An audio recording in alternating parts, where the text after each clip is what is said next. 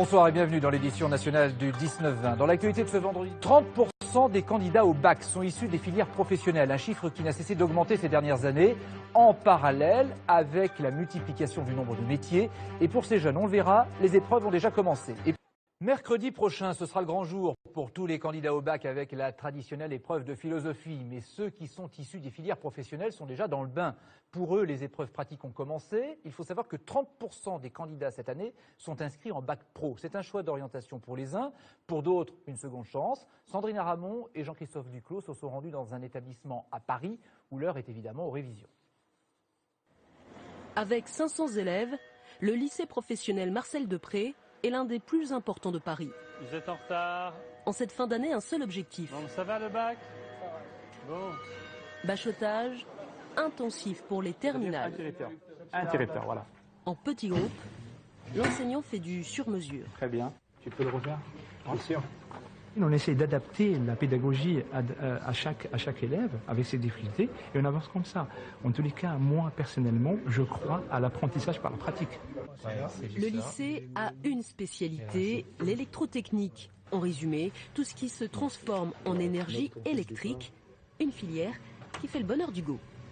Ça me plaît, l'électrotechnique. Et c'est quelque chose... C'est quelque chose de magique en fait. Tu rentres dans un monde là où tu découvres chaque chose a une définition, chaque système a sa façon de fonctionner. Aujourd'hui, je peux dire que ça, c'est mon élément, je suis chez moi.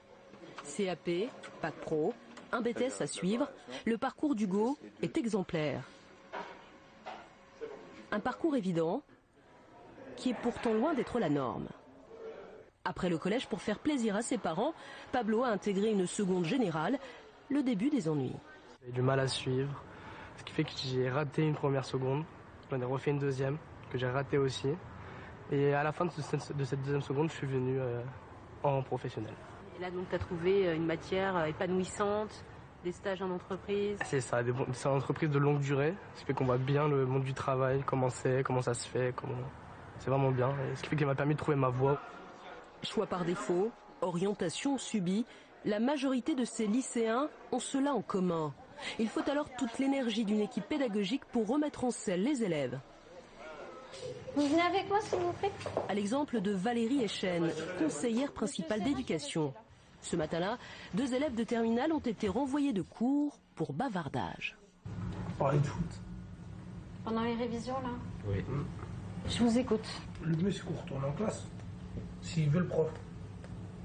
Alors, comment vous allez faire pour ça? On va s'excuser. Petit moment d'égarement pour Yacine, élève qui s'est transformé positivement pendant ses années lycée. Quand je suis arrivé ici, je faisais des bêtises. Enfin, j'étais trop absentéiste parce que ça me plaisait pas. Puis je trouvais plein d'excuses pour justifier mes absences. Ça va mieux? Ouais, beaucoup mieux même. J'ai grandi. Nos élèves peuvent réussir leur bac pro, peuvent aller en BTS, d'autres font des licences professionnelles, créent des entreprises. La preuve par les chiffres, le lycée Depré affiche un taux de réussite au bac de 86%, soit 20 points de plus que la moyenne nationale.